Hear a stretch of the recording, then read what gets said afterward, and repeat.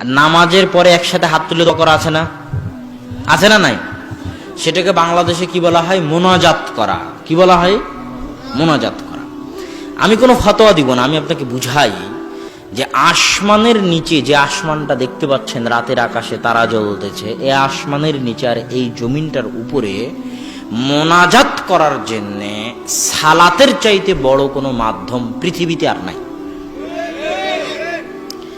সারা আলাইহা সালাতু ওয়াস সালাম যখন বিপদে পড়লেন, জালেম বাদশা যখন তার সাথে খারাপ ব্যবহার করতে চাইল, তখন তিনি আল্লাহর সাথে মোনাজাত করতে চাইলেন, আল্লাহর কাছে মোনাজাত করতে চাইলেন। মোনাজাত করার জন্য তিনি জালেম বাদশাকে বললেন যে আমাকে একটু সময় দাও, ওযু করি আর কি করি? 2 রাকাত সালাত আদায় করি। তার মানে আল্লাহর নিকটে মোনাজাত করার সবচেয়ে বড় মাধ্যম কি? সালাত। রাসূল সাল্লাল্লাহু আলাইহি ওয়াসাল্লাম যখনই কোনো বিপদে পড়তেন, বাদারা ইলাস সালাহ, যখনই কোনো বিপদে পড়তেন তখনই তিনি মোনাজাতে দাঁড়িয়ে যেতেন, মানে সালাতে দাঁড়িয়ে যেতেন। সালাত শব্দের শাব্দিক অর্থ কি? দোয়া করা। দোয়া করা মানে মোনাজাত করা। দোয়া করা মানে কি? সালাত শব্দের শাব্দিক অর্থ কি একটু সবাই বলেন তো? দোয়া করা। সালাত শব্দের শাব্দিক অর্থ কি? দোয়া করা মানে কি? মোনাজাত করা। তাহলে সালাত মানে মোনাজাত, সালাত মানে মোনাজাত, সালাত মানে মোনাজাত। মোনাজাত করার সালাতের চাইতে বড় মাধ্যম দুনিয়াতে আর নাই। বিশ্বাস না হলে আমি আপনাকে বলি, আপনি যে বিপদে পড়েন না কেন, ওয়াল্লাহি আল্লাহর কসম, ওয়াল্লাহি আল্লাহর কসম, আমি বহু চাক্ষুষ সাক্ষী এরকম ঘটনার। যে কোনো বিপদে পড়েন না কেন, বিপদে পড়া মাত্রই ওই এমপি, মন্ত্রী, চেয়ারম্যানকে ফোন করার দরকার নাই। আপনার ছেলে অ্যাক্সিডেন্ট করেছে, রাজশাহী মেডিকেলে আছে, আপনি এখান থেকে 2-3 ঘন্টা সফর করে রাজশাহী মেডিকেলে যাবেন, তারপরে ওখানে গিয়ে দেখবেন কি হচ্ছে। তার আগে বাড়িতে বসে আল্লাহকে বলেন, আল্লাহ আমার ছেলে মেডিকেলে আছে, তুমি হেফাজত করিও। 3 ঘন্টা যেতে যা সময় লাগবে তার আগেই আল্লাহ ব্যবস্থা করে দিবেন। তো আল্লাহর নিকটে যে মোনাজাত করবেন তার জন্য সবচেয়ে বড় মাধ্যম কি? 2 রাকাত সালাত। যখনই বিপদে পড়বেন, ওয়াল্লাহি আল্লাহর কসম, 2 রাকাত সালাত আদায় করেই দেখিয়েন। বিপদে পড়ে, বিপদে পড়া মাত্রই সালাতে দাঁড়িয়ে যাবেন, বিপদে পড়া মাত্রই ওযু করে 2 রাকাত সালাতে দাঁড়িয়ে যাবেন। আমার কোনো ভাষা নাই, আমার বুঝানোর কোনো ভাষা নাই মানুষকে এটা বুঝানোর যে 2 রাকাত সালাতের ফজিলত কত। আমার মনে হয় না এমন কোনো বিপদ আছে দুনিয়াতে যে বিপদে 2 রাকাত সালাত আদায় দিয়ে দূর করা সম্ভব নয়। এমন কোনো বিপদ আমার মনে হয় না দুনিয়াতে আছে যেই বিপদ এই 2 রাকাত সালাত দিয়ে দূর করা সম্ভব নয়। 2 রাকাত সালাত দিয়েই ওই বিপদ দূর করা সম্ভব। তো মোনাজাত করার সবচেয়ে বড় মাধ্যম কি হলো তাহলে? সালাত আদায় করা। এবার যখন আল্লাহু আকবার বলে মোনাজাতে দাঁড়ালাম, মানে সালাতে দাঁড়ালাম, আলহামদুলিল্লাহ রাব্বিল আলামিন, মোনাজাত কিন্তু শুরু হয়ে গেছে। ইহদিনাস সিরাতাল মুস্তাকিম সিরাতাল্লাযীনা আন'আমতা আলাইহিম, মোনাজাত চলতেছে। তারপরে কোরআনের অন্যান্য সূরা তেলাওয়াত করলাম, রুকুতে চলে গেলাম, আল্লাহর তাসবিহ তাহলিল পাঠ করলাম, রুকু থেকে উঠলাম, আল্লাহর প্রশংসা করলাম, সিজদায় চলে গেলাম। এটা হচ্ছে মোনাজাতের মধ্যে সবচেয়ে গুরুত্বপূর্ণ মুহূর্ত। আল্লাহর নিকটে সবচেয়ে নিকটে কখন থাকে মানুষ? যখন মানুষ কোথায় থাকে? সিজদায় থাকে। কিছু চাইতে হলে আল্লাহর নিকটে সিজদায় চাওয়া উচিত, কোরআনের আয়াত বাদ দিয়ে, হাদিসের দোয়া দিয়ে, নিজের বানানো আরবি দিয়ে সিজদায় আল্লাহ সুবহানাহু ওয়া তাআলার নিকটে চাইবেন। সিজদা থেকে উঠলেন, মোনাজাত চলতেছে, 2 সিজদার মাঝের দোয়া কিন্তু অনেক সুন্দর একটা মোনাজাত। আবার সিজদায় গেলেন, আবার আল্লাহর তাসবিহ তাহলিল পাঠ করলে আবার মোনাজাত করতে লাগলেন। সিজদা থেকে উঠলেন, এইভাবে সালাত শেষ হয়ে যাচ্ছে।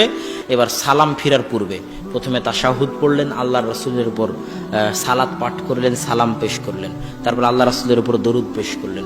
তারপরে এবার শুরু হয়ে গেল মোনাজাত। যত মোনাজাত আপনার জানা আছে, যত কোরআনের আয়াত জানা আছে, যত আল্লাহ রাসূলের হাদিস জানা আছে, যত আরবি দোয়া মুখস্থ আছে, যত নিজে আরবি বলতে পারতেছেন, সব সালাম ফিরানোর আগে চলতে থাকবে দীর্ঘক্ষণ মোনাজাত।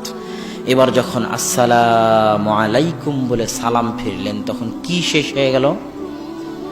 একটু জোরে বলেন তো, কি শেষ হয়ে গেল?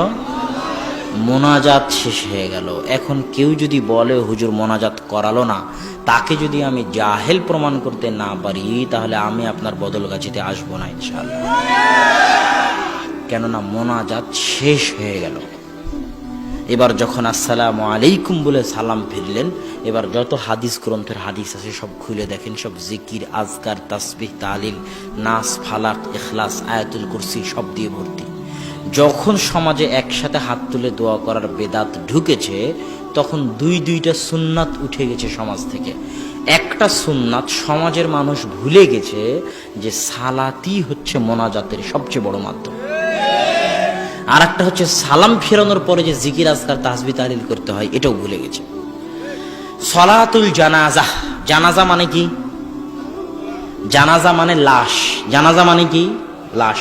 আর সালাত মানে মোনাজাত, লাশের জন্য মোনাজাত। সালাতুল জানাজা মানে কি? লাশের জন্য মোনাজাত। সালাতুল জানাজা মানে হচ্ছে লাশের জন্য মোনাজাত।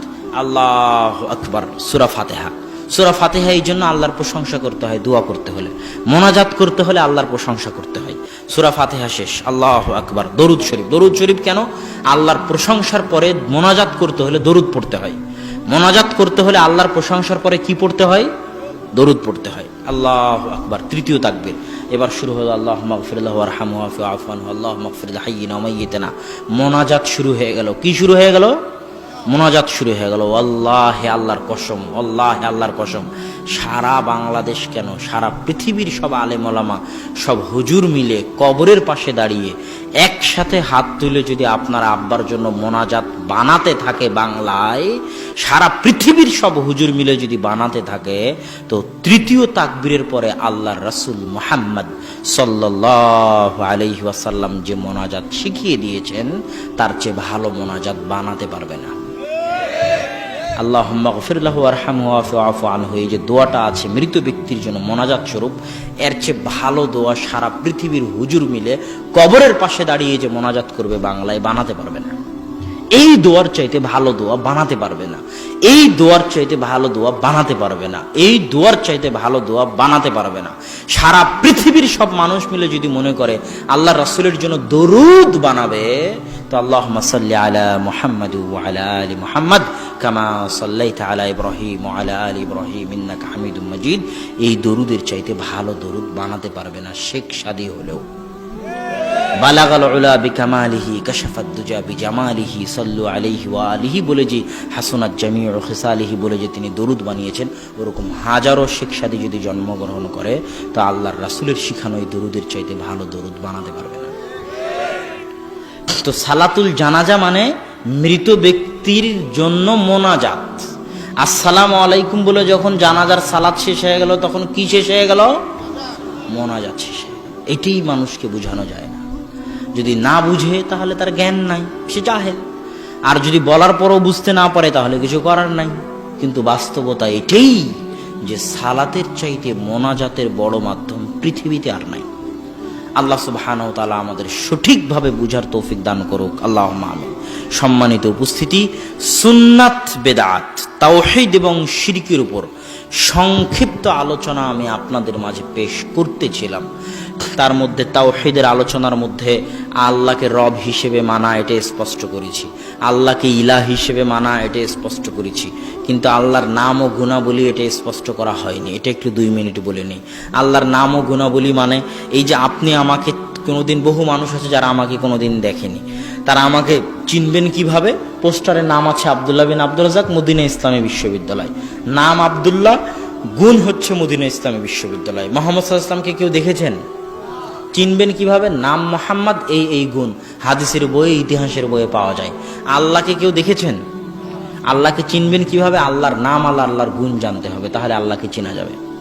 এই জন্য আল্লাহর নাম ও গুণাবলীর অনেক দাম আছে। দাম যেমন, কেউ যদি কুল হুয়াল্লাহু আহাদ 3 বার পড়ে, তাহলে সে কোরআন একবার শেষ করলো। কয়বার? একবার। কুল হুয়াল্লাহু আহাদ 2 লাইনের সূরা যদি 3 বার পড়ে, কেন?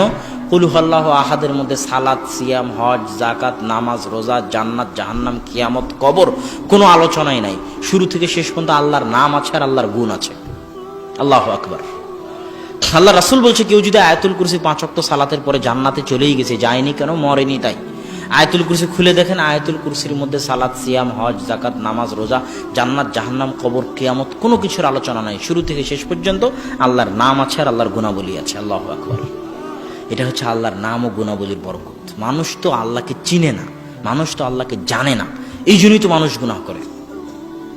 মানুষ কি জানে আল্লাহর দয়া আর মানুষের দয়ার মধ্যে পার্থক্য কি? মানুষ কি জানে আল্লাহর শোনার মানুষের শোনার মধ্যে পার্থক্য কি? মানুষ কি জানে আল্লাহর দেখার মানুষের দেখার মধ্যে পার্থক্য কি? মানুষ আল্লাহর গুণাবলী সম্পর্কে জ্ঞান রাখে না। এই জন্য মানুষ আল্লাহ সুবহানাহু ওয়া তাআলার নিষেধে লিপ্ত হয় আর আল্লাহর আদেশ লঙ্ঘন করে, কেননা মানুষ আল্লাহকে চেনে না। আল্লাহর নাম ও গুণাবলীর গুরুত্ব এত বেশি যে আল্লাহ রাসূল বলছে, ইন্না লিল্লাহি 99 আসমা মান আহসাহা দাখালাল জান্নাহ। আল্লাহর 99টা নাম রয়েছে, যে আয়ত্ত করে নিল সে জান্নাতে চলে গেল। আল্লাহু আকবার। আয়ত্ত করা মানে কি? আল্লাহর নাম আয়ত্ত করা মানে কি খালি মুখস্থ করলে আয়ত্ত হয়ে গেল? জি না। আল্লাহর নাম মুখস্থ করার পর অর্থ বুঝতে হবে, সেগুলোকে হৃদয়ঙ্গম করতে হবে, আল্লাহর রঙে রঙিন হয়ে যেতে হবে। সিবগাতুল্লাহ, আল্লাহর রঙে রঙিন হয়ে যাও। আল্লাহর রঙে কেমনি রঙিন হবেন? এটার ব্যাখ্যা মানুষ বুঝে না, যে কোরআনে আল্লাহ বলতেছে আল্লাহর রঙে রঙিন হও, এর মানে কি? আল্লাহর রঙে কেমনি রঙিন হবেন? আল্লাহর একটা গুণ হচ্ছে রহমান। রহমান মানে কি? রহমান মানে কি? দয়ালু। তো আল্লাহ বলতেছেন, আল্লাহ রাসূল বলছেন, ইরহামু মান ফিল আরদি ইয়ারহামুকুম মান ফিস সামা। দুনিয়াবাসীর উপর তোমরা দয়া করো, আসমানে যিনি আছেন তিনি তোমাদের উপর দয়া করবেন।